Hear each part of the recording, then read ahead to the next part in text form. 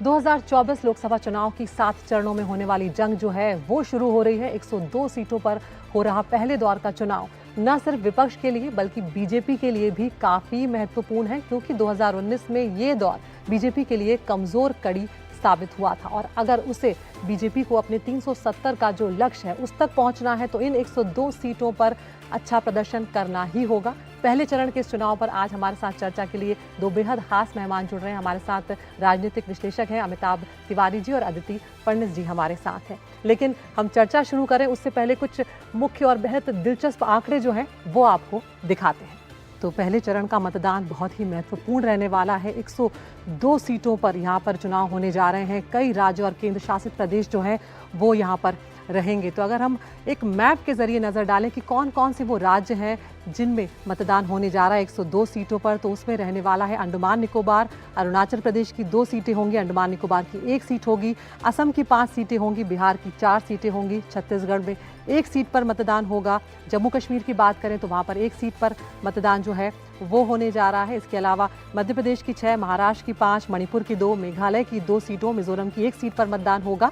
नागालैंड की बात करें तो यहाँ पर 1 सीट, पुदुचेरी की 1 सीट पर मतदान होगा। राजस्थान में 25 में से 12 सीटों पर मतदान होने जा रहा है, यानी कि आधा राजस्थान कल ही अपने मताधिकार का इस्तेमाल करेगा। सिक्किम की 1 सीट पर और तमिलनाडु, इतना बड़ा राज्य, सभी 39 सीट जो है वो पहले ही चरण में हो जाएंगी, यानी कि तमिलनाडु में इसके बाद चुनाव नहीं होंगे, सभी सीटों पर मतदान हो जाएगा। त्रिपुरा की 1 और उत्तर प्रदेश की 8 सीटों पर मतदान होगा। उत्तर प्रदेश का जो खासकर जो पश्चिमी उत्तर प्रदेश है जिसमें बीजेपी और जो विपक्ष है उसकी एक खींचतान हमेशा देखने को मिलती है, खास फोकस रहता है, उस पर भी चुनाव होने जा रहे हैं। यहाँ पर अगर हम कुछ और आंकड़ों की बात करें तो 102 सीटों पर अगर हम परिणाम को देखें 2019 का क्या परिणाम रहा है, तो एनडीए को आप देख सकते हैं यहाँ पर 47 सीटें जो हैं वो एनडीए को मिली और इंडिया गठबंधन को 49 सीटें जो हैं वो मिली है। ये 2019 का परिणाम आप देख रहे हैं। लेकिन अगर बीजेपी की यहाँ पर बात की जाए तो 40 सीटों पर बीजेपी ने जीत हासिल की थी और कांग्रेस जो है वो 15 सीटों पर ही सिमट कर रह गई थी और इसीलिए कहा जा रहा है कि 102 सीटें जो है ये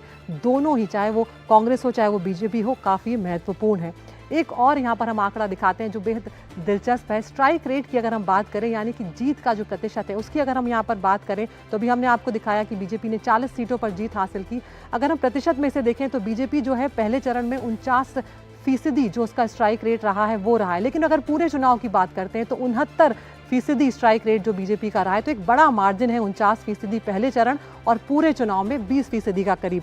कांग्रेस की बात करें तो आप देख सकते हैं कि 19% जो है वो स्ट्राइक रेट रहा है। यहाँ पर 78 में से 15 सीटों पर जीत जो है वो कांग्रेस ने दर्ज की थी और अगर हम पूरे चुनाव की बात करें तो 12% स्ट्राइक रेट रहा है। तो कांग्रेस के लिए पिछले 2 चुनाव जो है 2014 और 2019 के वो बहुत ही खराब प्रदर्शन वाले रहे हैं और अब इंडिया गठबंधन में कांग्रेस है, तो यहाँ पर देखना काफ़ी दिलचस्प होगा कि किस तरह का प्रदर्शन रहता है। हमारे दोनों मेहमान हमारे साथ यहाँ पर स्टूडियो में बने हुए हैं। अमिताभ जी, यहाँ पर सबसे पहले मैं आपके पास आना चाहूँगी। जिस तरह से हम देख रहे हैं बीजेपी के लिए ये जो खास चुनाव होने जा रहा है, इस पर कमज़ोर कड़ी ये बीजेपी के लिए साबित हुआ था और सबसे ज़्यादा फोकस जो है इस बार कमज़ोर सीटों पर खुद प्रधानमंत्री जो है वो जाकर उन्होंने प्रचार किया है, लोगों से अपील की है, मोदी की गारंटी की बात की है।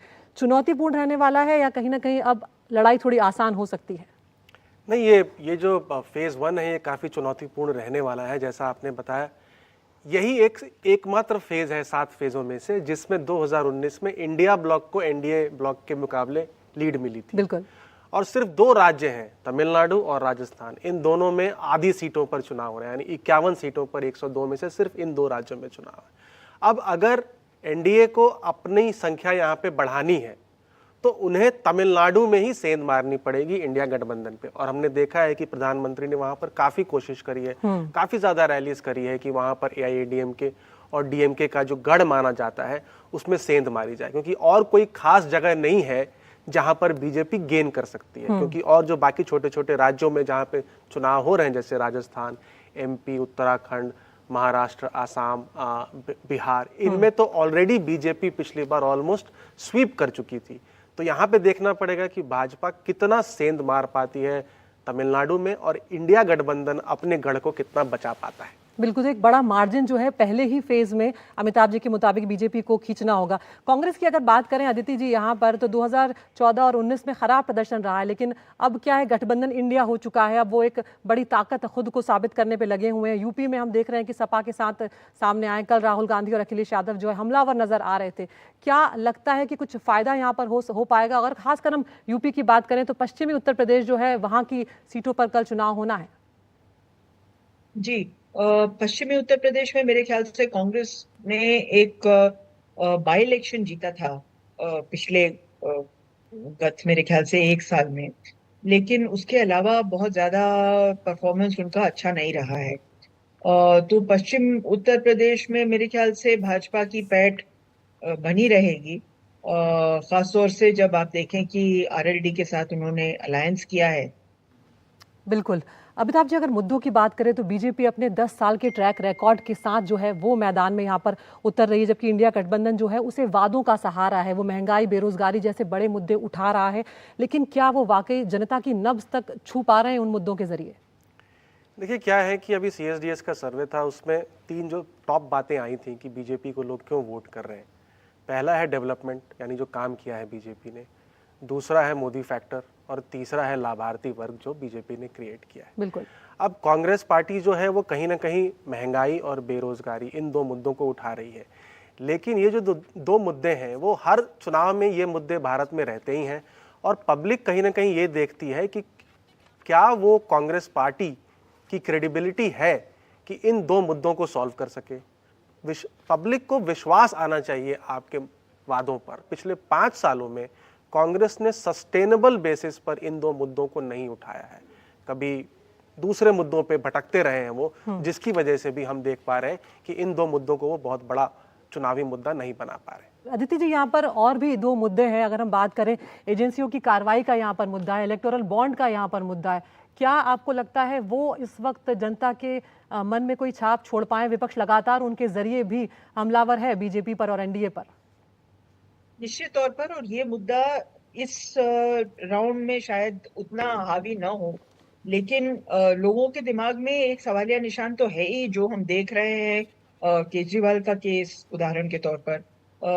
अगर आप दिल्ली में जाके लोगों से पूछे तो मेरे ख्याल से इस समय केजरीवाल और आम आदमी पार्टी का पलड़ा भारी है बजाय भाजपा के होने के, क्योंकि लोगों को लगता है कि उनको जेल भेजा गया है वो सही नहीं है।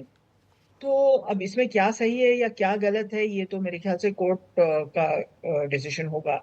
लेकिन जेल से लड़ने का मतलब कुछ और ही होता है लोगों के लिए, खास तौर से अगर वो इतने पॉपुलर लीडर हों जैसे केजरीवाल। लेकिन क्या ये मुद्दा उतना बड़ा है या उतना हावी हो जाएगा कि चुनाव पलट देगा, ये मेरे ख्याल से इस पे सोचना पड़ेगा। मेरे ख्याल से बिल्कुल, ये इतना देखना बड़ा दिलचस्प होगा, थोड़ा इंतजार उसके लिए और हमें करना होगा। अमिताभ जी, राजस्थान की अगर हम बात करें तो आधा राजस्थान कल ही अपना मत प्रकट कर देगा कि उसके मन में क्या है। इस बार बहुत ज़्यादा कोशिश की गई है जाति समीकरण साधने की, कांग्रेस की तरफ से भी कोशिश की गई है, बड़े बड़े चेहरों को यहाँ पर उतारा गया है। क्या कोई फर्क हो पाएगा, क्योंकि 2 बार से क्लीन स्वीप यहाँ पर बीजेपी करती हुई आ रही है? देखिए 2 बार से अगर क्लीन स्वीप बीजेपी को मिल रही है तो कहीं ना कहीं एक मैक्स आउट फैक्टर हो ही जाता है। लेकिन जैसा आपने कहा कि आरएलपी जो है, हनुमान बेनीवाल की पार्टी, वो इस बार एनडीए का दामन छोड़ करके इंडिया ब्लॉक के साथ है। तो जाट समाज में उनकी ठीक ठाक पैठ है, और राजपूत समाज भी पुरुषोत्तम रूपाला के बयानों की वजह से कहीं ना कहीं भाजपा से अभी नाराज चल रही है। तो 2 बड़े समाज जिन्होंने 60% से ऊपर बीजेपी को सपोर्ट किया था 2019 लोकसभा चुनाव में, उसमें कहीं ना कहीं डिसकंटेंट है। लेकिन क्योंकि 20% से ऊपर की लीड है भाजपा की वोट शेयर टर्म्स में, उतना आसान नहीं रहेगा कांग्रेस पार्टी के लिए यहाँ एक बहुत बड़ा सेंध मारना। कुछ सीटों पे जरूर इधर उधर जो है वो फॉर्च्यून्स बदल सकते हैं।